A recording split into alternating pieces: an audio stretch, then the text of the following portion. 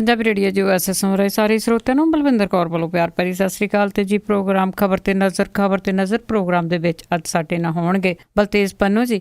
ਕੁਝ ਖਬਰਾਂ ਤੇ ਕਰਾਂਗੇ ਗੱਲਬਾਤ ਕਰਨ ਤੋਂ ਪਹਿਲਾਂ ਧੰਨਵਾਦ ਕਰਨਾ ਚਾਹੁੰਦੇ ਸਾਡੇ ਸਪਾਂਸਰ ਦਾ ਜਿਨ੍ਹਾਂ ਨੇ ਇਸ ਪ੍ਰੋਗਰਾਮ ਨੂੰ ਸਪਾਂਸਰ ਕੀਤਾ, ਆਪ ਸਭ ਤੱਕ ਪਹੁੰਚਾਇਆ ਜੀ। ਪ੍ਰਿਤਪਾਲ ਸਿੰਘ ਜੀ ਸੈਨੋਜੇ ਤੋਂ, ਬਿੱਲਾ ਸਿੰਘੜਾ ਜੀ ਸੈਨੋਜੇ ਤੋਂ, ਦਲਵੀਰ ਸਿੰਘ ਗਿੱਲ ਲਾਈਵੁਕ ਤੋਂ, ਸੁਰਿੰਦਰ ਕੌਰ ਧਾਮੀ ਤੇ ਪਰਿਵਾਰ ਸੀਰਜ ਤੋਂ, ਇਸ਼ਾਨਜੀਤ ਸਿੰਘ ਕਲੋਟੀ ਤੇ ਪਰਿਵਾਰ ਜੁੱਬਾ ਸਿਟੀ ਤੋਂ, ਗੁਰਦੀਪ ਸਿੰਘ ਬਿਰਦੀ ਕਲੋਬਸ ਤੋਂ, ਖਾਲਸਾ ਇੰਸ਼ੋਰੈਂਸ ਏਜੰਸੀ ਸੈਨੋਜੇ ਤੋਂ, ਸੂਬੇਦਾਰ ਸਰਜੀਤ ਸਿੰਘ ਖੰਗੂੜਾ ਤੇ ਪਰਿਵਾਰ ਸੈਨੋਜੇ ਤੋਂ। ਬਹੁਤ ਇਹਨਾਂ ਦੇ ਧੰਨਵਾਦੀ ਇਹਨਾਂ ਨੇ ਇਸ ਪ੍ਰੋਗਰਾਮ ਨੂੰ ਸਪਾਂਸਰ ਕੀਤਾ, ਆਪ ਸਭ ਤੱਕ ਪਹੁੰਚਾਇਆ ਜੀ। ਸਾਡੇ ਨਾਲ ਜੁੜ ਚੁੱਕੇ ਨੇ ਬਲਤੇਜ ਪੰਨੂ ਜੀ। ਸਤਿ ਸ਼੍ਰੀ ਅਕਾਲ, ਸਵਾਗਤ ਹੈ ਜੀ। ਸਤਿ ਸ਼੍ਰੀ ਅਕਾਲ ਜੀ, ਧੰਨਵਾਦ ਜੀ, ਬਹੁਤ ਮਿਹਰਬਾਨੀ ਜੀ। ਤੇ ਬਲਤੇਜ ਪੰਨੂ ਜੀ, ਸਭ ਤੋਂ ਪਹਿਲਾਂ ਜਿਹੜੀ ਸੁਰਖੀ ਆ ਅਖਬਾਰਾਂ ਦੀ ਕਿ ਭਾਰਤ ਦੀਆਂ ਪਣਡੁੱਬੀਆਂ ਸੀਗੀਆਂ, ਉਹਨਾਂ ਦੀ ਖਬਰ ਲੀਕ ਹੋ ਗਈ। ਇਹ ਬੜੀ ਗੰਭੀਰ ਜਿਹੜੀ ਹੈ ਜੀ ਉਹ ਗੱਲ ਕਹੀ ਜਾ ਸਕਦੀ ਹੈ ਕਿ ਕਿਵੇਂ ਇਹ ਜਿਹੜੀ ਸੀਗੀ ਜੀ 22,000 ਤੋਂ ਵੱਧ ਪੇਜ ਦੀ ਜਿਹੜੀ ਜਾਣਕਾਰੀ ਹੈ ਜੀ ਉਹ ਲੀਕ ਆਊਟ ਕਿਵੇਂ ਹੋ ਗਈ ਜੀ। ਫਰਾਂਸ ਦੀ ਇੱਕ ਕੰਪਨੀ ਦੇ ਸਹਿਯੋਗ ਦੇ ਨਾਲ ਮੁੰਬਈ ਦੇ ਵਿੱਚ ਇਹ ਭਾਰਤੀ ਜਲ ਸੈਨਾ ਵਾਸਤੇ ਤਿਆਰ ਕੀਤੀਆਂ ਜਾ ਰਹੀਆਂ ਜਿਹੜੀਆਂ 6 ਲੇਟੈਸਟ ਪਣਡੁੱਬੀਆਂ ਜਿਹੜੀਆਂ ਸੀਗੀਆਂ ਜੀ, ਉਹਦੀ ਇਹ ਜਾਣਕਾਰੀ ਸਾਰੀ ਲੀਕ ਜਿਹੜੀ ਆ ਉਹ ਹੋਈ ਆ। ਉਹਨੇ ਆਪਣੀ ਸਾਈਟ ਦੇ ਉੱਤੇ ਸਾਰੀ ਜਾਣ ਜਿਹੜੀ ਹੈ ਉਹ ਲੀਕ ਕੀਤੀ। ਜਿਹੜੇ ਰੱਖਿਆ ਮੰਤਰੀ ਨੇ ਮਨੋਹਰ ਪਰਿਕਰ, ਉਹਨਾਂ ਨੇ ਜਲ ਸੈਨਾ ਦੇ ਮੁਖੀ ਐਡਮਿਰਲ ਜਿਹੜੇ ਸੁਨੀਲ ਲਾਂਬਾ ਨੇ ਉਹਨੂੰ ਸਾਰੀ ਇਹ ਜਾਂਚ ਦੇ ਵਾਸਤੇ ਹੁਕਮ ਜਿਹੜੇ ਆ ਜੀ ਉਹ ਦਿੱਤੇ ਆ। ਦੀ ਆਸਟ੍ਰੇਲੀਅਨ ਅਖਬਾਰ ਇਹ ਕਹਿੰਦਾ ਕਿ ਪਣਡੁੱਬੀਆਂ ਦੇ ਸੂਚਨਾ ਇਕੱਤਰ ਕਰਨ ਸੰਬੰਧੀ ਫ੍ਰੀਕੁਐਂਸੀ, ਵੱਖ-ਵੱਖ ਗਤੀ ਦੇ ਉੱਤੇ ਉਹਦੀ ਆਵਾਜ਼ ਦੇ ਪੱਧਰ ਤੇ ਉਹਦੀ ਗੋਤਾ ਲਾਉਣ ਦੀ ਸਮਰੱਥਾ, ਜਿਹੜੇ ਬਾਰਡਰ ਦੇ ਉੱਤੇ ਰੁਕਣਾ, ਯੁੱਧ ਸਮਰੱਥਾ ਬਾਰੇ ਜਾਣਕਾਰੀ ਜਿਹੜੀ ਹੈ ਜੀ ਉਹ ਲੀਕ ਕੀਤੀ ਆ। ਬੜੀਆਂ ਸੰਵੇਦਨਸ਼ੀਲ ਸੂਚਨਾਵਾਂ ਨੇ ਜਿਹੜੀਆਂ ਕਿ ਰਿਸਟ੍ਰਿਕਟਡ ਸਕੋਰਪੀਅਨ ਇੰਡੀਆ ਇਹਦੇ ਤਹਿਤ ਦਸਤਾਵੇਜ਼ ਸੀਗੇ ਜੀ, ਇਹ ਜਿਹੜੇ ਜਾਰੀ ਕਰ ਦਿੱਤੇ ਗਏ ਨੇ। ਹੁਣ ਜਿਹੜੀ ਵੇਖੀ ਇਹ ਜਾਊਗੀ ਜੀ ਕਿ ਜਦੋਂ ਜਾਂਚ ਹੁੰਦੀ ਆ ਉਹਦੇ ਵਿੱਚ ਕੀ ਸਾਹਮਣੇ ਆਉਂਦਾ। ਇਹ ਨਹੀਂ ਪੋਸੀਬਲ ਹੋ ਸਕਦਾ ਜੀ ਕਿ ਬਿਨਾਂ ਕਿਸੇ ਅੰਦਰੂਨੀ ਕਿਸੇ ਕਾਲੀ ਭੇਡ ਦੇ ਜਿਹੜਾ ਜੀ ਇਹ ਜਿਹੜੀ ਜਾਣਕਾਰੀ ਆ ਉਹ ਲੀਕ ਆਊਟ ਕੀਤੀ ਜਾ ਸਕੇ। ਕੋਈ ਇੱਕ ਅੱਧਾ ਪੈਰਾ, ਇੱਕ ਅੱਧਾ ਪੇਜ ਹੋਵੇ, ਗੱਲ ਮੰਨੀ ਜਾ ਸਕਦੀ ਆ। 22,000 ਜਿਹੜੇ ਸਫ਼ੇ ਨੇ ਇਹ, ਔਰ 3.5 ਅਰਬ ਡਾਲਰ ਦੀ ਲਾਗਤ ਦੇ ਨਾਲ ਇਹ ਜਿਹੜੀਆਂ ਪਣਡੁੱਬੀਆਂ ਬਣ ਰਹੀਆਂ ਸਨ ਜੀ। ਏਡੀ ਵੱਡੀ ਜਾਣਕਾਰੀ ਕਿਹਨੇ ਲੀਕ ਕਰ ਦਿੱਤੀ? ਮੇਰਾ ਖਿਆਲ ਇਹ ਤਾਂ ਜਿਹੜਾ ਜੀ ਸਮਾਂ ਤਾਂ ਉਹ ਜਲ ਸੈਨਾ ਦੇ ਵਾਸਤੇ ਸੋਚਣ ਵਾਲਾ ਹੀ ਹੈ ਜੀ ਕਿ ਉਹਨਾਂ ਦੇ ਅੰਦਰ ਕੌਣ ਨੇ। ਜੀ ਬਿਲਕੁਲ, ਜਿਸ ਤਰ੍ਹਾਂ ਤੁਸੀਂ ਕਿਹਾ ਕਾਲੀਆਂ ਭੇਡਾਂ ਦੇ ਕੰਮ ਆ। ਤੇ ਅੱਗੇ ਆਪਾਂ ਗੱਲਬਾਤ ਕਰਦੇ ਹਾਂ ਜੀ ਜਗਦੀਸ਼ ਗਗਨੇਜਾ ਦੀ। ਕਈ ਦਿਨਾਂ ਤੋਂ ਗੱਲਬਾਤ ਕਰਦੇ ਹਾਂ, ਉਸ ਦੇ ਉੱਤੇ ਹਮਲਾ ਹੋਇਆ ਸੀਗਾ ਤੇ ਉਸ ਦੇ ਜਿਹੜਾ ਹਮਲਾ ਹੋਇਆ ਸੀ ਉਸ ਦੀ ਜਾਂਚ CBI ਨੂੰ ਸੌਂਪ ਦਿੱਤੀ ਗਈ ਆ।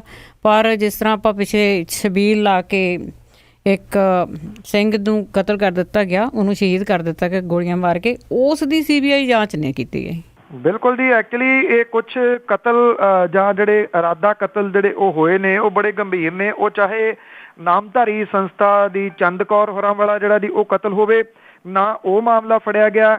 ਇਹ ਜਲੰਧਰ ਦੇ ਵਿੱਚ ਜਗਦੀਸ਼ ਗਗਨੇਜਾ ਤੇ ਉੱਤੇ ਹੋਇਆ ਜਿਹੜਾ ਹਮਲਾ ਸੀਗਾ ਜੀ, ਨਾ ਇਹ ਜਿਹੜੇ ਹਮਲਾਵਰ ਨੇ ਉਹ ਫੜੇ ਗਏ ਨੇ। ਤੁਹਾਨੂੰ ਯਾਦ ਹੋਣਾ ਜਿਸ ਦਿਨ ਜਗਦੀਸ਼ ਗਗਨੇਜਾ ਤੇ ਹਮਲਾ ਹੋਇਆ ਸੀਗਾ ਤੇ ਇੱਕ ਦਿਨ ਬਾਅਦ ਉਹਦਾ ਪਤਾ ਲੈਣ ਦੇ ਵਾਸਤੇ ਡਿਪਟੀ ਮੁੱਖ ਮੰਤਰੀ ਸੁਖਬੀਰ ਸਿੰਘ ਬਾਦਲ ਹੋਰੀ ਗਏ ਸਨ, ਜਿਨ੍ਹਾਂ ਦੇ ਕੋਲੇ ਗ੍ਰਹਿ ਮੰਤਰਾਲਾ ਵੀ ਹੈ, ਔਰ ਉਹਨਾਂ ਨੇ ਇਹ ਐਲਾਨ ਕੀਤਾ ਸੀਗਾ ਕਿ 24 ਘੰਟਿਆਂ ਦੇ ਵਿੱਚ ਇਹ ਹਮਲਾਵਰ ਜਿਹੜੇ ਨੇ ਜੀ ਉਹ ਪੁਲਿਸ ਦੇ ਸ਼ਿਕੰਜੇ ਦੇ ਵਿੱਚ ਹੋਣਗੇ।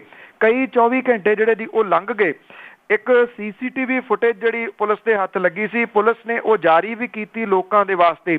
ਉਹਦੇ ਵਿੱਚ ਚਿਹਰਾ ਕਲੀਅਰ ਨਹੀਂ ਸੀਗਾ ਜੀ, ਚਿਹਰੇ ਢਕੇ ਹੋਏ ਸਨ। ਦੂਰੋਂ ਇਹ ਫੁਟੇਜ ਜਿਹੜੀ ਆਈ ਸੀ ਜਿਹਦੇ ਉੱਤੇ ਮੋਟਰਸਾਈਕਲ ਦੇ ਉੱਤੇ 2 ਨੌਜਵਾਨ ਜਿਹੜੇ ਉਹ ਸਵਾਰ ਸਨ, ਜਿਹੜੇ ਸੰਭਾਵੀ ਰੂਪ 'ਚ ਹਮਲਾਵਰ ਜਿਹੜੇ ਆ ਜੀ ਉਹ ਸਮਝੇ ਜਾਂਦੇ ਆ। ਇਹਦੇ ਸੰਬੰਧੀ ਫੋਰੈਂਸਿਕ ਜਿਹੜੀਆਂ ਲੈਬ ਸੀਗੀਆਂ ਉੱਥੇ ਵੀ ਟੱਕਰਾਂ ਮਾਰ ਕੇ ਪੁਲਿਸ ਨੇ ਦੇਖ ਲਈ, ਕੁਝ ਨਹੀਂ ਨਿਕਲਿਆ। 10-10 ਲੱਖ ਰੁਪਏ ਦਾ ਇਨਾਮ ਜਿਹੜਾ ਜੀ ਉਹ ਦੇਣ ਦੀ ਗੱਲ ਵੀ ਕਹੀ ਗਈ ਸੀ, ਔਰ ਨਾਲ ਦੀ ਨਾਲ ਇਹ ਵੀ ਕਿਹਾ ਗਿਆ ਸੀਗਾ ਜੀ ਕਿ ਨੌਕਰੀ ਜਿਹੜੀ ਹੈ ਜੀ ਉਹ ਵੀ ਪੁਲਿਸ ਜਿਹੜੀ ਉਹ ਦੇਊਗੀ ਜੇ ਹਮਲਾਵਰ ਦਾ ਕੋਈ ਪਤਾ ਦੱਸਦਾ। ਕੋਈ ਜਿਹੜਾ ਜੀ ਹਮਲਾਵਰਾਂ ਦਾ ਪਤਾ ਦੱਸ ਨਹੀਂ ਸਕਿਆ। ਤੇ ਹੁਣ ਜਿਹੜੀ ਹੈ ਜੀ ਇਹ ਜਾਂਚ, ਕਿਉਂਕਿ ਇਹ ਅੰਡਰ ਪ੍ਰੈਸ਼ਰ ਨੇ ਜੀ ਮੁੱਖ ਮੰਤਰੀ ਇਸ ਹਮਲੇ ਨੂੰ ਲੈ ਕੇ, ਉਹਨਾਂ ਨੇ ਇਹ ਜਾਂਚ ਜਿਹੜੀ ਹੈ ਜੀ ਰੈਫਰ ਟੂ CBI ਜਿਹੜੀ ਉਹ ਕਰ ਦਿੱਤੀ ਆ। CBI ਨੂੰ ਇਹ ਜਾਂਚ ਦੇਤੀ ਆ। CBI ਦਾ ਅਜੇ ਜਵਾਬ ਆਉਣਾ ਬਾਕੀ ਆ ਕਿ CBI ਜਿਹੜੀ ਆ ਜੀ ਉਹ ਇਹ ਕੇਸ ਲੈਂਦੀ ਆ ਜਾਂ ਨਹੀਂ। ਇਹ ਇਹਦੇ ਉੱਤੇ ਡਿਪੈਂਡ ਕਰੂਗਾ। ਉਮੀਦ ਆ ਜੀ ਕਿ ਕੇਂਦਰ ਦੀ ਸਰਕਾਰ ਦੇ ਦਬਾਅ ਦੇ ਥੱਲੇ CBI ਜਿਹੜੀ ਆ ਉਹ ਕੇਸ ਤਾਂ ਲੈ ਲਊਗੀ। ਪਰ ਸਵਾਲ ਇਹ ਖੜਾ ਹੁੰਦਾ ਜੀ ਕਿ ਰਣਜੀਤ ਸਿੰਘ ਢੱਡਰੀਆਂ ਵਾਲੇ ਬਾਰ-ਬਾਰ ਇੱਕੋ ਗੱਲ ਦੀ ਮੰਗ ਜਿਹੜਾ ਉਹ ਕਰ ਰਹੇ ਨੇ ਕਿ ਉਹਨਾਂ ਦੇ ਉੱਤੇ ਹਮਲਾ ਕਰਨ ਵਾਲਾ ਮਾਸਟਰਮਾਈਂਡ ਫੜਿਆ ਨਹੀਂ ਗਿਆ। ਹਾਲਾਂਕਿ ਉਹ ਕਈ ਜਗ੍ਹਾ ਦੇ ਉੱਤੇ ਇਸ਼ਾਰਾ ਕਰ ਚੁੱਕਿਆ ਜੀ, ਸਿੱਧਾ ਕਹਿ ਚੁੱਕਿਆ ਕਿ ਹਮਲਾ ਮੈਂ ਕਰਾਇਆ, ਫਿਰ ਵੀ ਕੁਛ ਨਹੀਂ ਉਹਦਾ ਜਿਹੜੀ ਹੋਇਆ ਔਰ ਨਾ ਉਹਦੀ ਜਾਂਚ ਜਿਹੜੀ ਹੈ ਜੀ ਉਹ CBI ਨੂੰ ਦਿੱਤੀ ਗਈ ਆ। ਸੋ ਇਹ ਸਵਾਲ ਜਿਹੜਾ ਜੀ ਜ਼ਰੂਰ ਖੜਾ ਹੋ ਗਿਆ ਕਿ ਗਗਨੇਜਾ ਵਾਲੇ ਮਾਮਲੇ ਦੇ ਵਿੱਚ ਤਾਂ CBI ਨੂੰ ਜਾਂਚ ਦੇਤੀ, ਰਣਜੀਤ ਸਿੰਘ ਢੱਡਰੀਆਂ ਵਾਲੇ ਮਾਮਲੇ ਦੇ ਵਿੱਚ CBI ਨੂੰ ਜਾਂਚ ਨਹੀਂ ਦਿੱਤੀ ਜਾ ਰਹੀ। ਬਿਲਕੁਲ ਜੀ, ਮੇਰੇ ਖਿਆਲ 'ਚ ਪੰਜਾਬ ਦੇ ਲੋਕ ਚੰਗੀ ਤਰ੍ਹਾਂ ਪ੍ਰੈਸ਼ਰ ਵੀ ਨਹੀਂ ਬਣਾ ਰਹੇ। ਤੇ ਅੱਗੇ ਆਪਾਂ ਕੈਬਨਿਟ ਵੱਲੋਂ ਗੱਲ ਕਰਦੇ ਹਾਂ। ਕੈਬਨਿਟ ਵੱਲੋਂ ਮੁੱਲ ਦੀ ਕੁੱਖ ਬਾਰੇ ਬਿੱਲ ਦਾ ਖਰੜਾ ਪਾਸ। ਇਹ ਜੀ ਕੇਂਦਰੀ ਕੈਬਨਿਟ ਜਿਹੜੀ ਹੈ ਜੀ ਉਹਨੇ ਜਿਹੜੀ ਸਰੋਗੇਸੀ ਹੈ, ਜਿਹੜੀ ਮੁੱਲ ਦੀ ਕੁੱਖ ਹੈ, ਉਹਨੂੰ ਬੱਚੇ ਨੂੰ ਜਨਮ ਦੇਣ ਵਾਲੀਆਂ ਮਾਵਾਂ ਤੇ ਪੈਦਾ ਹੋਣ ਵਾਲੇ ਇਸ ਤਰ੍ਹਾਂ ਦੇ ਬੱਚਿਆਂ ਦੇ ਅਧਿਕਾਰਾਂ ਨੂੰ ਸੁਰੱਖਿਅਤ ਕਰਨ ਦੇ ਵਾਸਤੇ ਬਿੱਲ ਦੇ ਖਰੜੇ ਨੂੰ ਪ੍ਰਵਾਨਗੀ ਜਿਹੜੀ ਉਹ ਦਿੱਤੀ ਆ। ਇਹ ਬਿੱਲ ਹੁਣ ਸਰਦ ਰੁੱਤ ਸਮਾਗਮ ਜਿਹੜਾ ਹੋਊਗਾ ਨਵੰਬਰ ਦੇ ਵਿੱਚ ਉਹ 'ਚ ਪੇਸ਼ ਕੀਤਾ ਜਾਊਗਾ। ਇਹਦੇ ਦੌਰਾਨ ਬੁਨਿਆਦੀ ਸੈਕਟਰ ਨੂੰ ਜਿਹੜਾ ਜੀ ਹੁਲਾਰਾ ਦੇਣ ਦੇ ਸੰਬੰਧੀ ਵੀ ਜਿਹੜਾ ਪ੍ਰੋਜੈਕਟ ਉਹ ਮਨਜ਼ੂਰ ਕੀਤੇ ਗਏ ਨੇ। ਜਿਹੜੀ ਸਰੋਗੇਸੀ ਹੈ ਰੈਗੂਲੇਸ਼ਨ ਜਿਹੜੀ ਆ, ਇਹ ਬਿੱਲ 2016 ਦਾ ਖਰੜਾ ਪਾਸ ਹੋਣ ਤੋਂ ਬਾਅਦ ਸਿਹਤ ਵਿਭਾਗ ਇਹਦੀ ਤਜਵੀਜ਼ ਤੇ ਖਰੜਾ ਜਿਹੜਾ ਜੀ ਉਹ ਤਿਆਰ ਕੀਤਾ ਗਿਆ। ਔਰ ਇਸ ਬਿੱਲ ਦਾ ਮੁੱਖ ਮਕਸਦ ਜਿਹੜਾ ਜੀ ਦੇਸ਼ ਦੇ ਵਿੱਚ ਸਰੋਗੇਸੀ ਬਾਰੇ ਕਾਨੂੰਨ ਨੂੰ ਸੁਚੱਜੇ ਢੰਗ ਦੇ ਨਾਲ ਲਾਗੂ ਕਰਨਾ ਹੈ। ਕੈਬਨਿਟ ਨੇ ਇਸ ਖਰੜੇ ਨੂੰ ਸੰਸਦ ਦੇ ਵਿੱਚ ਪੇਸ਼ ਕੀਤੇ ਜਾਣ ਦੀ ਪ੍ਰਵਾਨਗੀ ਦਿੱਤੀ ਹੈ। ਮੰਤਰੀਆਂ ਦੇ ਸਮੂਹ ਨੇ ਪਿਛਲੇ ਦਿਨਾਂ ਦੇ ਵਿੱਚ ਇਸ ਬਿੱਲ ਨੂੰ ਹਰੀ ਝੰਡੀ ਵਿਖਾਉਂਦਿਆਂ ਹੋਇਆ ਜਿਹੜਾ ਜੀ ਆਖਰੀ ਫੈਸਲਾ ਕੇਂਦਰੀ ਕੈਬਨਿਟ ਦੇ ਕੋਲੇ ਜਿਹੜਾ ਜੀ ਉਹ ਭੇਜਿਆ ਸੀਗਾ। ਜਿਹੜੀ ਇਹਦੇ ਵਿੱਚ ਵਿਸ਼ੇਸ਼ ਗੱਲ ਹੈ ਨਾ ਜੀ, ਉਹ ਵੇਖਣ ਵਾਲੀ ਇਹ ਆ ਕਿ ਇਹ ਕਿਹਾ ਗਿਆ ਕਿ ਜਿਹੜੇ ਗੇ ਜਾਂ ਲੈਸਬੀਅਨ ਨੇ, ਜੇ ਉਹ ਇੱਦਾਂ ਕੁੱਕ ਕਿਸੇ ਦੀ ਕਿਰਾਏ ਦੇ ਉੱਤੇ ਲੈ ਕੇ ਜਿਹੜਾ ਜੀ ਉਹ ਬੱਚਾ ਪੈਦਾ ਕਰਦੇ ਨੇ, ਉਹਨਾਂ ਨੂੰ ਰੋਕਿਆ ਜਾਊਗਾ ਜੀ ਇੱਕ ਕਿਸਮ ਦੇ ਨਾਲ। ਇਹ ਕਿਹਾ ਜਾ ਰਿਹਾ ਜੀ ਕਿ ਉਹ ਜਿਹੜੀਆਂ ਜੰਮਣ ਪੀੜਾਂ ਨੇ ਉਹ ਕਿਉਂ ਕਿਸੇ ਨੂੰ ਜਿਹੜੀਆਂ ਉਹ ਦਿੱਤੀਆਂ ਜਾਣ। ਸ਼ਾਇਦ ਇਹਦੇ ਉੱਤੇ ਵਿਰੋਧ ਜਿਹੜਾ ਜੀ ਉਹ ਕਿਤੇ ਨਾ ਕਿਤੇ ਹੋਇਆ। ਬਾਕੀ ਇਹ ਵੇਖਣ ਵਾਲੀ ਜਿਹੜੀ ਹੈ ਜੀ ਉਹ ਗੱਲ ਇਹ ਹੋਊਗੀ ਕਿ ਇਹ ਸੰਸਦ ਦੇ ਵਿੱਚ ਜਿਹੜਾ ਜੀ ਉਹ ਪਾਸ ਹੁੰਦਾ ਜਾਂ ਨਹੀਂ।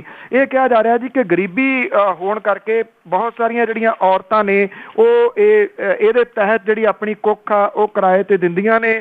ਜਿਹੜੇ ਜਿਨ੍ਹਾਂ ਦੇ ਔਲਾਦ ਨਹੀਂ ਹੈਗੀ ਜੀ ਉਹ ਮੋਟੇ ਪੈਸੇ ਦੇ ਕੇ ਇੱਕ ਕੁੱਖ ਕਿਰਾਏ ਦੇ ਉੱਤੇ ਜਿਹੜਾ ਜੀ ਲੈਂਦੇ ਨੇ। ਇਹਦੇ ਸੰਬੰਧੀ ਕਈ ਫਿਲਮਾਂ ਵੀ ਜਿਹੜੀਆਂ ਉਹ ਬਣ ਚੁੱਕੀਆਂ ਹੋਈਆਂ ਨੇ ਕਿ ਗਰੀਬੀ ਦੀ ਵਜ੍ਹਾ ਕਰਕੇ ਇਹ ਜਿਹੜੀਆਂ ਜੀ ਉਹ ਮਾਵਾਂ ਨੇ ਉਹ ਬੱਚਾ ਜੰਮ ਕੇ ਉਹਨਾਂ ਨੂੰ ਦੇ ਦਿੰਦੀਆਂ ਨੇ ਜਿਨ੍ਹਾਂ ਨੇ ਪੈਸੇ ਜਿਹੜੇ ਆ ਜੀ ਦਿੱਤੇ ਹੁੰਦੇ ਨੇ। ਇਹਦੇ ਉੱਤੇ ਕੁਝ ਹੁਣ ਸਖਤ ਧਾਰਾਵਾਂ ਜਿਹੜੀਆਂ ਜੀ ਉਹ ਲਾਗੂ ਹੋ ਸਕਦੀਆਂ ਨੇ। ਐਡਾ ਸੌਖਾ ਨਹੀਂ ਰਹੂਗਾ ਕੁੱਖ ਜਿਹੜੀ ਆ ਉਹ ਕਿਰਾਏ ਦੇ ਉੱਤੇ ਲੈਣੀ। ਹਾਂਜੀ, ਤੇ ਅੱਗੇ ਆਪਾਂ ਗੁਟਕੇ ਦੀ ਬੇਅਦਬੀ ਦੀ ਗੱਲ ਕੀਤੀ ਸੀ ਸੰਗਰੂਰ ਦੇ ਵਿੱਚ, ਉੱਥੇ ਪੁਲਿਸ ਕੁਝ ਹੋਰ ਹੀ ਕਹਿੰਦੀ ਪਰ ਕਹਾਣੀ ਕੋਈ ਹੋ ਰਿਹਾ ਜੀ।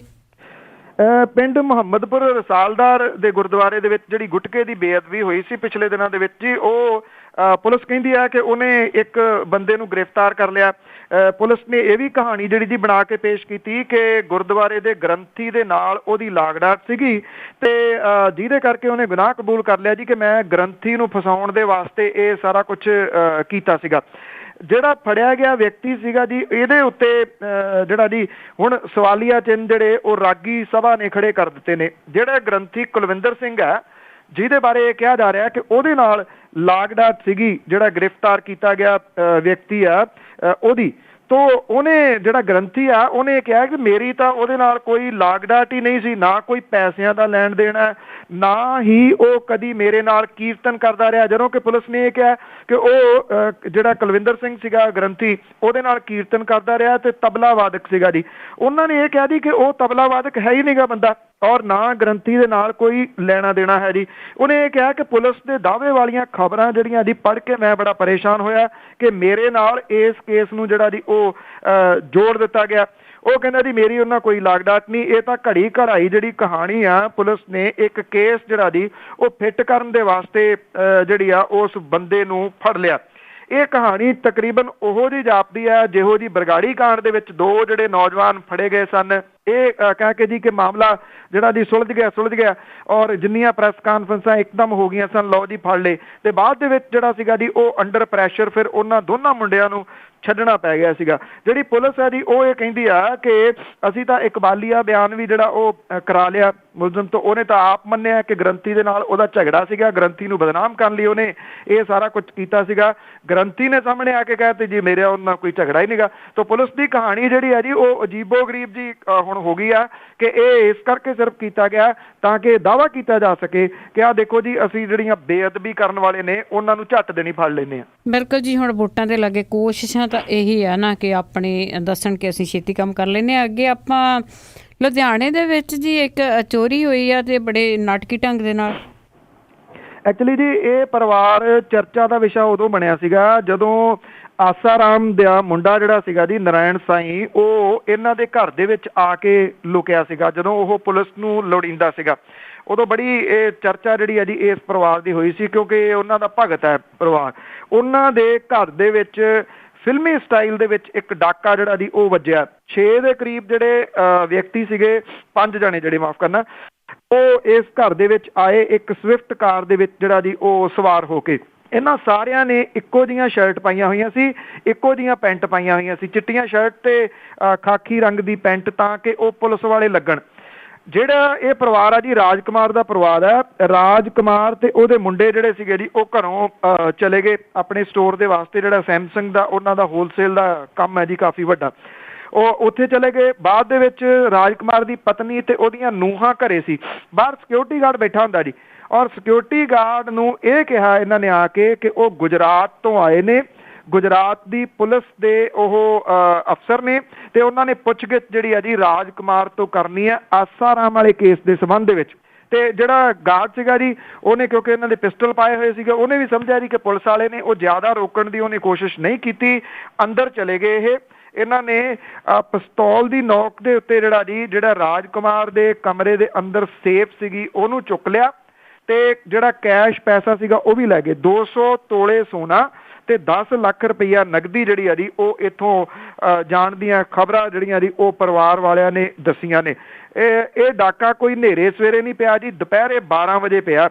ਲੁਧਿਆਣੇ ਦੇ ਵਿੱਚ ਜਿਹੜੀਆਂ ਹੋ ਰਹੀਆਂ ਵਾਰਦਾਤਾਂ ਨੇ ਉਹ ਦਿਨ ਬ ਦਿਨ ਜਿਹੜੀਆਂ ਜੀ ਉਹ ਹੋਰ ਵੱਧਦੀਆਂ ਤੁਰੀਆਂ ਜਾਂਦੀਆਂ ਨੇ। ਹਾਂ, ਬਿਆਨ ਅਜੇ ਵੀ ਜਿਹੜੇ ਜੀ ਉਹ ਚੱਲ ਰਹੇ ਨੇ ਅਖਬਾਰਾਂ ਦੇ ਵਿੱਚ ਵੀ, ਤੇ ਜਿਹੜੀਆਂ ਬੱਸਾਂ ਨੇ ਹੁਣ ਤਾਂ ਉਹਨਾਂ ਦੇ ਉੱਤੇ ਵੀ ਜਿਹੜੇ ਜੀ ਵੱਡੇ ਵੱਡੇ ਇਸ਼ਤਿਹਾਰ ਲੱਗੇ ਨੇ ਕਿ ਪੰਜਾਬ ਜਿਹੜਾ ਸੂਬਾ ਹੈ ਉਹ ਸੁਰੱਖਿਆ ਦੇ ਪੱਖੋਂ, ਲਾਅ ਐਂਡ ਆਰਡਰ ਦੀ ਸਥਿਤੀ ਦੇ ਪੱਖੋਂ ਮੁਲਕ ਦੇ ਬਾਕੀ ਸੂਬਿਆਂ ਤੋਂ ਬਿਹਤਰੀਨ ਸੂਬਾ ਹੈ। ਹਾਂਜੀ, ਤੇ ਅੱਗੇ ਆਪਾਂ ਜੀ ਗੱਲ ਕਰਦੇ ਹਾਂ ਸੁੱਚਾ ਸਿੰਘ ਛੋਟੇਪੁਰ ਹੋਰਾਂ ਦੀ। ਤਾਂ ਉਹਨਾਂ ਦਾ ਕੋਈ ਵੱਡਾ ਸਾਰਾ ਸਟ੍ਰਿੰਗ ਆਪਰੇਸ਼ਨ ਸਾਹਮਣੇ ਆ ਗਿਆ ਤੇ ਕਿਸੇ ਵੇਲੇ ਵੀ ਛੁੱਟੀ ਹੋ ਸਕਦੀ ਹੈ ਉਹਨਾਂ ਦੀ ਆਪ ਵਿੱਚੋਂ।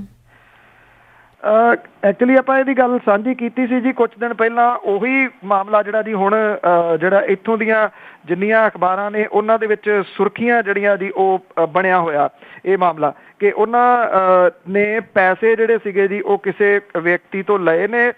ਉਹਦੀ ਵੀਡੀਓ ਜਿਹੜੀ ਆ ਜੀ ਉਹ ਪਾਰਟੀ ਦੇ ਕੋਲੇ ਹੈ। ਉਸ ਵੀਡੀਓ ਨੂੰ ਸੁੱਚਾ ਸਿੰਘ ਛੋਟੇਪੁਰ ਹੋਰੀ ਡਿਨਾਈ ਨਹੀਂ ਕਰ ਰਹੇ।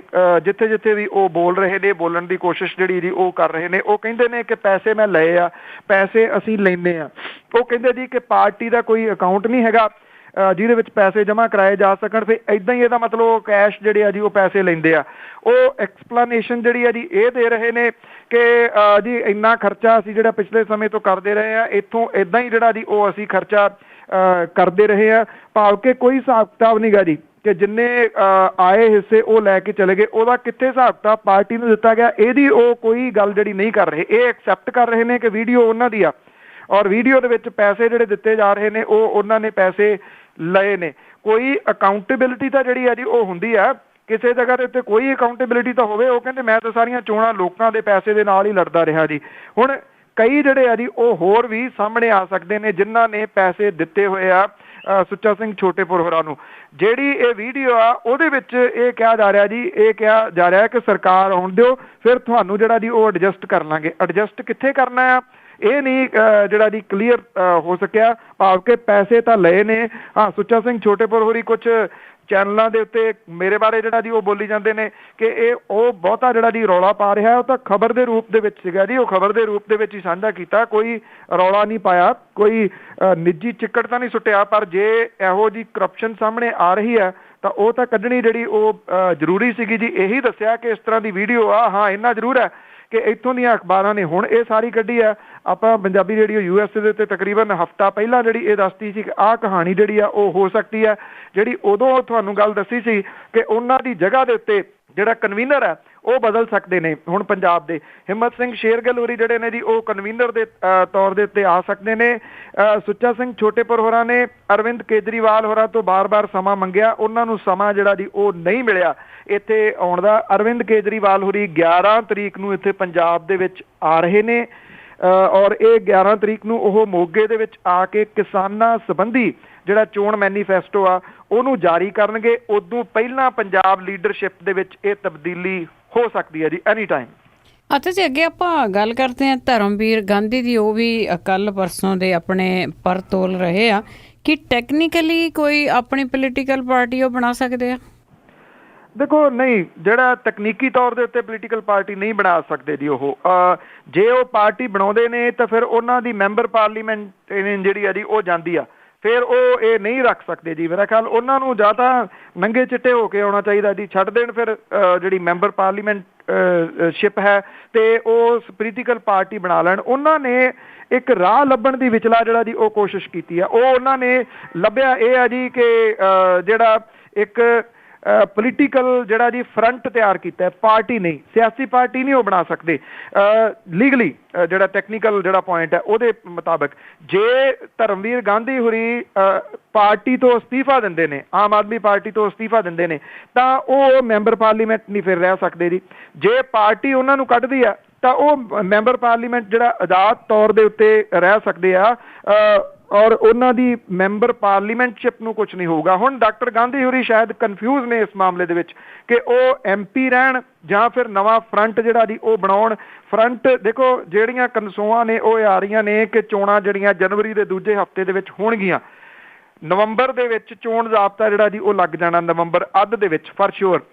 ਹੁਣ ਮਹੀਨੇ ਰਹਿ ਗਏ ਜੀ, ਢਾਈਆਂ ਮਹੀਨਿਆਂ ਦੇ ਵਿੱਚ ਕਿਸੇ ਫਰੰਟ ਦਾ ਪਾਰਟੀ ਦਾ ਢਾਂਚਾ ਤਿਆਰ ਕਰਕੇ ਉਹਨੂੰ ਜਿਹੜਾ ਜੀ ਖੜਾ ਕਰ ਲੈਣਾ, ਇਹ ਕੋਈ ਖਾਲਾ ਜੀ ਦਾ ਵਾੜਾ ਤਾਂ ਹੈ ਨਹੀਂ ਗਾ ਜੀ। ਹਾਂ, ਉਹਨਾਂ ਦੀ ਆਸ ਜਿਹੜੀ ਆ, ਟੇਕ ਜਿਹੜੀ ਆ ਉਹ ਰਹੂਗੀ ਜੀ ਟਿਕਟੂਆਂ ਦੇ ਉੱਤੇ ਕਿ ਟਿਕਟੂ ਜਿਹੜੇ ਆ ਉਹਨਾਂ ਵਿੱਚ ਕਿੰਨੇ ਆਉਂਦੇ ਨੇ। ਉਹ ਚਾਹੇ ਆਮ ਆਦਮੀ ਪਾਰਟੀ ਚੋਂ ਆਉਂਦੇ ਨੇ, ਚਾਹੇ ਉਹ ਕਾਂਗਰਸ ਦੇ ਵਿੱਚੋਂ ਆਉਂਦੇ ਨੇ ਤੇ ਚਾਹੇ ਅਕਾਲੀ ਦਲ ਦੇ ਵਿੱਚੋਂ ਜਿਹੜਾ ਜੀ ਉਹ ਆਉਂਦੇ ਨੇ। ਸਾਰੀ ਲੈ ਦੇ ਕੇ ਟੇਕ ਉਹਨਾਂ ਦੀ ਇਹਨਾਂ ਟਿਕਟੂਆਂ ਤੇ ਹੀ ਰਹਿਣੀ ਹੈ ਜੀ। ਜੀ, ਤੇ ਅੱਗੇ ਆਪਾਂ ਗੱਲ ਕਰਦੇ ਹਾਂ ਵੀ ਮਾਨਸਾ ਪੁਲਿਸ ਵੱਲੋਂ ਜਿਹੜੇ ਨੋਟਾਂ ਦੇ ਥੱਬੇ ਆ ਜੀ ਉਹ ਭੇਤ ਹਜੇ ਉਸੇ ਤਰ੍ਹਾਂ ਬਰਕਰਾਰ। ਐਕਚੁਅਲੀ ਜੀ ਇਹ ਹੋਇਆ ਇਹ ਆ ਕਿ ਮੌੜ ਮੰਡੀ ਦੇ ਵਿੱਚ state bank of Patiala the branch ਸੀਗੀ ਜਿੱਥੇ CCTV ਕੈਮਰਿਆਂ ਦੀ ਫੁਟੇਜ ਜਿਹੜੀ ਆ ਜੀ ਉਹ ਵਿਜੀਲੈਂਸ ਆਫੀਸਰ ਵੇਖ ਰਹੇ ਨੇ। ਇਹ ਅਜੇ ਤੱਕ ਭੇਦ ਜਿਹੜਾ ਜੀ ਉਹ ਬਰਕਰਾਰ ਹੈ ਕਿ ਬੁਢਲਾਡਾ ਦੇ DSP ਸਟਾਫ ਦੇ ਮੁਲਾਜ਼ਮ ਨੇ ਮੌੜ ਮੰਡੀ ਦੀ ਬੈਂਕ ਦੇ ਵਿੱਚ 20 ਅਗਸਤ ਨੂੰ 30 ਲੱਖ ਰੁਪਏ ਦੇ ਨੋਟ ਲੈ ਕੇ ਉਹ ਆਏ ਸੀਗੇ ਜੀ ਔਰ ਇਹਨਾਂ ਨੋਟਾਂ ਨੂੰ ਉਹ ਛੋਟੇ ਨੋਟਾਂ ਤੋਂ ਵੱਡੇ ਨੋਟਾਂ ਦੇ ਵਿੱਚ ਤਬਦੀਲ ਕਰਾਉਣਾ ਚਾਹੁੰਦੇ ਸੀਗੇ ਜੀ। ਜਿਹੜੇ ਸੂਤਰ ਨੇ ਦੱਸਦੇ ਨੇ ਕਿ DSP ਨੇ ਵੀ ਬੈਂਕ ਅਧਿਕਾਰੀਆਂ ਨੂੰ ਜਿਹੜੀਆਂ ਜੀ ਛੋਟੇ ਨੋਟਾਂ ਨੂੰ ਵੱਡੇ ਨੋਟਾਂ ਦੇ ਵਿੱਚ ਤਬਦੀਲ ਕਰਨ ਦੇ ਵਾਸਤੇ ਫੋਨ ਕੀਤਾ ਸੀਗਾ ਕਿ ਮੇਰੇ ਬੰਦੇ ਆ ਰਹੇ ਨੇ, ਇਹ ਨੋਟ ਜਿਹੜੇ ਆ ਜੀ ਉਹ ਤਬਦੀਲ ਕਰ ਦਿਓ। ਬਾਅਦ ਦੇ ਵਿੱਚ ਐਕਚੁਅਲੀ ਬੈਂਕ ਦੇ ਵਿੱਚੋਂ ਕਿਸੇ ਨੇ ਵਿਜੀਲੈਂਸ ਨੂੰ ਜਿਹੜੀ ਉਹ ਜਾਣਕਾਰੀ ਦੇ ਦਿੱਤੀ। ਵਿਜੀਲੈਂਸ ਨੇ ਸ਼ਾਮ ਨੂੰ ਛਾਪਾ ਜਿਹੜਾ ਸੀਗਾ ਜੀ ਉਹ ਮਾਰਿਆ। DSP ਤੇ DSP ਦੇ ਸਟਾਫ ਤੋਂ ਵੀ ਜਿਹੜੀ ਆ ਜੀ ਉਹ ਪੁੱਛਗਿੱਛ ਕੀਤੀ। ਵਿਜੀਲੈਂਸ ਨੇ ਬੈਂਕ ਅਧਿਕਾਰੀਆਂ ਤੋਂ ਇਹਦੀ ਡਿਟੇਲ ਜਿਹੜੀ ਆ ਜੀ ਉਹ ਲਈ ਆ। 15 ਦਿਨ ਪਹਿਲਾਂ ਬੁਢਲਾਡੇ ਦਾ ਇੱਕ ਵਪਾਰੀ ਚਿਮਨ ਲਾਲ ਅਗਵਾ ਹੋ ਗਿਆ ਸੀਗਾ ਜੀ ਔਰ 20 ਅਗਸਤ ਨੂੰ ਵਪਾਰੀ ਚਿਮਨ ਲਾਲ ਜਿਹੜਾ ਜੀ ਉਹ ਘਰੇ ਪਹੁੰਚ ਗਿਆ। ਪੁਲਿਸ ਕਹਿੰਦੀ ਆ ਕਿ ਕੋਈ ਫਰੌਤੀ ਨਹੀਂ ਦਿੱਤੀ, ਪਰਿਵਾਰ ਵੀ ਕਹਿੰਦਾ ਕੋਈ ਫਰੌਤੀ ਨਹੀਂ ਦਿੱਤੀ, ਪਰ ਕੁਝ ਲੋਕ ਜਿਹੜੇ ਆ ਜੀ ਇਹ ਦੱਸਦੇ ਆ ਕਿ ਫਰੌਤੀ ਲੈ ਕੇ ਇਹ ਜਿਹੜਾ ਵਿਅਕਤੀ ਸੀਗਾ ਉਹਨੂੰ ਛੱਡਿਆ ਗਿਆ। ਹੁਣ ਇਹ ਕਹਾਣੀ ਕੀ ਇਹਦੇ ਨਾਲ ਜਿਹੜੀ ਇਹਦੀ ਜੁੜੀ ਹੋਈ ਆ? ਜਿਹੜੇ ਚਿਮਨ ਲਾਲ ਦੇ ਘਰ ਦੇ ਨੇ ਉਹ ਕਹਿੰਦੇ ਅਜੇ ਚਿਮਨ ਲਾਲ ਕੋਈ ਗੱਲ ਨਹੀਂ ਕਰਨੀ ਚਾਹੁੰਦਾ ਕਿਉਂਕਿ ਉਹ ਅਗਵਾ ਹੋਣ ਕਰਕੇ ਡਿਪਰੈਸ਼ਨ 'ਚ ਚਲੇ ਗਿਆ, ਉਹਨੂੰ ਜਿਹੜਾ ਜੀ ਉਹ ਪਤਾ ਨਹੀਂ ਜਿਹੜਾ ਜੀ ਉਹ ਲੱਗ ਰਿਹਾ।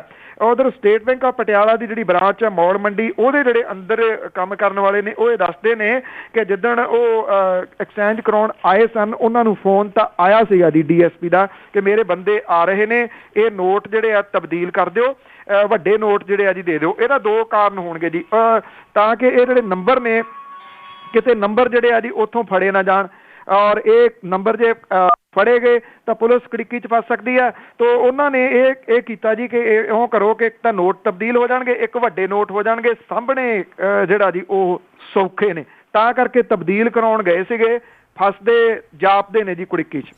ਬਿਲਕੁਲ ਜੀ, ਕਹਾਣੀ ਕੋਈ ਹੋਰ ਹੀ ਹੋਣੀ ਆ ਪਿੱਛੇ। ਤਾਂ ਅੱਗੇ ਪੰਜਾਬ ਦੇ ਵਿੱਚ ਅਸਲਾ ਲੈਣ ਦੀ ਗੱਲ ਕਰੀਏ ਤਾਂ ਲਾਇਸੈਂਸ ਲੈਣਾ ਮਹਿੰਗਾ ਹੋਇਆ।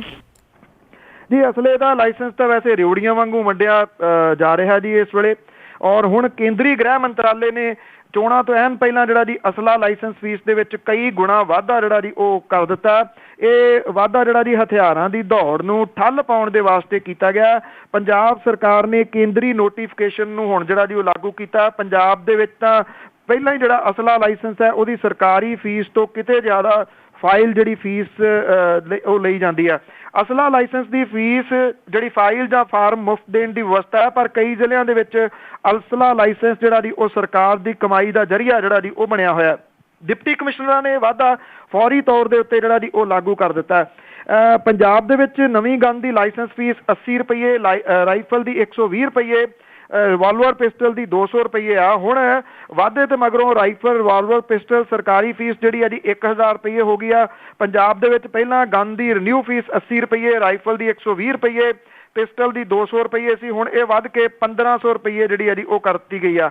ਔਰ ਸਰਕਾਰੀ ਫੀਸ ਤੋਂ ਇਲਾਵਾ 370 ਰੁਪਏ ਸੁਵਿਧਾ ਚਾਰਜਸ ਦੇ ਜਿਹੜੇ ਆ ਜੀ ਉਹ ਵਸੂਲ ਕੀਤੇ ਜਾਂਦੇ ਆ। ਅਸਲਾ ਲਾਇਸੈਂਸ ਦੀ ਫੀਲ ਜਿਹੜੀ ਆ ਫੀਸ ਜਿਹੜੀ ਫਾਈਲ ਦੀ ਫੀਸ ਆ ਉਹ ਸੁਵਿਧਾ ਕੇਂਦਰਾਂ ਦੇ ਵਿੱਚ ਮੋਟੀ ਰਕਮ ਦੇ ਵਿੱਚ ਦਿੱਤੀ ਜਾ ਰਹੀ ਹੈ। ਬਠਿੰਡੇ ਜ਼ਿਲ੍ਹੇ ਦੇ ਵਿੱਚ ਅਸਲੇ ਦਾ ਲਾਇਸੈਂਸ ਲੈਣਾ ਹੋਵੇ ਤਾਂ 10,000 ਰੁਪਏ, ਮਾਨਸੇ ਦੇ ਵਿੱਚ 15,000 ਰੁਪਏ ਸਿਰਫ ਫਾਈਲ ਦੀ ਫੀਸ ਜਿਹੜੀ ਆ ਜੀ ਉਹ ਲਈ ਜਾ ਰਹੀ ਆ। ਮੁਕਤਸਰ ਜ਼ਿਲ੍ਹਾ ਦੇ ਵਿੱਚ ਰੈੱਡ ਕਰਾਸ ਦੀ 5,000 ਦੀ ਪਰਚੀ ਲਾਇਸੈਂਸ ਦੇ ਸ਼ੌਕੀਨਾਂ ਦੀ ਜਿਹੜੀ ਆ ਜੀ ਉਹ ਕੱਟੀ ਜਾ ਰਹੀ ਆ। 10,000 ਦੀ ਫਾਈਲ, 15,000 ਦੀ ਫਾਈਲ ਜਿਹੜੀ ਆ ਜੀ ਉਹ ਲੋਕੀ ਫੇਰ ਵੀ ਦੇ ਕੇ ਅਸਲੇ ਦੇ ਲਾਇਸੈਂਸ ਜਿਹੜੇ ਆ ਜੀ ਉਹ ਬਣਾ ਰਹੇ ਨੇ। ਪੰਜਾਬ ਦੇ ਵਿੱਚ ਇਸ ਵੇਲੇ ਕੋਈ 3,44,000 ਲਾਇਸੈਂਸੀ ਹਥਿਆਰ ਨੇ ਔਰ ਹਰ 80 ਬੰਦਿਆਂ ਦੇ ਪਿੱਛੇ ਇੱਕ ਲਾਇਸੈਂਸ ਹਥਿਆਰ ਪੰਜਾਬ ਦੇ ਵਿੱਚ ਹੈ ਜੀ। ਤਾਂ ਹੀ ਤਾਂ ਜੇ ਅਖਬਾਰਾਂ ਭਰੀਆਂ ਹੁੰਦੀਆਂ ਚਾਚੇ ਭਤੀਜੇ ਇੱਕ ਦੂਸਰੇ ਨੂੰ ਮਾਰੀ ਜਾਂਦੇ ਆ, ਅਖੀਰ ਵਿੱਚ ਆਜ਼ਨਾਮਾ। ਡਾਕਟਰ ਗਾਂਧੀ ਹੋਰਾਂ ਦੇ ਬਾਰੇ ਤੁਸੀਂ ਪੁੱਛਿਆ ਸੀ ਜੀ, ਜੇ ਕੋਈ ਗੱਲ ਰਹਿ ਗਈ ਤਾਂ ਉਹ ਇਹਦੇ ਵਿੱਚ ਕਲੀਅਰ ਹੋਊਗੀ ਆਜ਼ਨਾਮੇ 'ਚ ਕਿ ਧਰਮਵੀਰ ਨੇ ਮੋੜੀ ਬਈ ਨਵੀਂ ਗੱਡੀ, ਬੰਨਣ ਲੱਗਾ ਕੋਈ ਨਵਾਂ ਫਰੰਟ ਬੇਲੀ। ਧਰਮਵੀਰ ਨੇ ਮੋੜੀ ਬਈ ਨਵੀਂ ਗੱਡੀ, ਬੰਨਣ ਲੱਗਾ ਕੋਈ ਨਵਾਂ ਫਰੰਟ ਬੇਲੀ। ਰੁੱਸੇ ਆਪ ਦੀ ਟਿਕਟ ਤੋਂ ਕਈ ਬਾਗੀ, ਛੱਡ ਦੇ ਕੌੜ ਵਿੱਚ ਫਿਰਨ ਕਰੰਟ ਬੇਲੀ। ਜੁੜੇ ਨਾਲ ਕਈ ਆਣ ਉਹ ਬੰਦੇ ਜਿਹੜੇ ਸਿਖਰ ਦੇ ਤੇਜ਼ ਨੇ ਚੰਟ ਬੇਲੀ। ਕਈ ਉਹ ਵੀ ਆਏ ਫਿਰ ਨਾਲ ਉਹਦੇ ਜਿਹੜੇ ਗਿੱਜੇ ਕੁਝ ਕਰਨ ਸਟੰਟ ਬੇਲੀ। ਚੰਗੇ ਬੰਦੇ ਦੇ ਅੰਦਰ ਇਹ ਨੁਕਸ ਹੁੰਦਾ, ਕਹਿੰਦਾ ਛੱਡ ਮੈਨੂੰ ਚੰਗਾ ਹੋਰ ਹੈ ਨਹੀਂ। ਚੰਗੇ ਬੰਦੇ ਦੇ ਅੰਦਰ ਇਹ ਨੁਕਸ ਹੁੰਦਾ, ਕਹਿੰਦਾ ਛੱਡ ਮੈਨੂੰ ਚੰਗਾ ਹੋਰ ਹੈ ਨਹੀਂ। ਮੈਂ ਮਾਰ ਗਈ ਤਾਂ ਬੰਦਾ ਮਰੀ ਜਾਂਦਾ, ਮੈਂ ਮੂਹਰੇ ਹੀ ਚੱਲਦਾ ਜ਼ੋਰ ਹੈ ਨਹੀਂ। ਥੈਂਕ ਯੂ ਜੀ, ਬਹੁਤ ਬਹੁਤ ਧੰਨਵਾਦ। ਮਿਹਰਬਾਨੀ ਜੀ, ਧੰਨਵਾਦ ਜੀ, ਸਤਿ ਸ਼੍ਰੀ ਅਕਾਲ। ਸਤਿ ਸ਼੍ਰੀ ਅਕਾਲ ਜੀ। ਸਰੋਤੇ ਸਨ ਬਲਤੇਜ ਪੰਨੂ ਜੋ ਸ਼ਾਮ ਨੂੰ ਹੁੰਦੇ ਨੇ ਸਾਡੇ ਨਾਲ ਤੇ ਸਵੇਰ ਨੂੰ ਹੁੰਦੇ ਨੇ ਜੀ ਮਿੰਟੂ ਗੁਸਰੀਆ ਜੀ। ਹੁਣ ਬਲਵਿੰਦਰ ਕੌਰ ਵੱਲੋਂ ਆਪ ਸਭ ਨੂੰ ਹੀ ਪਿਆਰ ਭਰੀ ਸਤਿ ਸ਼੍ਰੀ ਅਕਾਲ।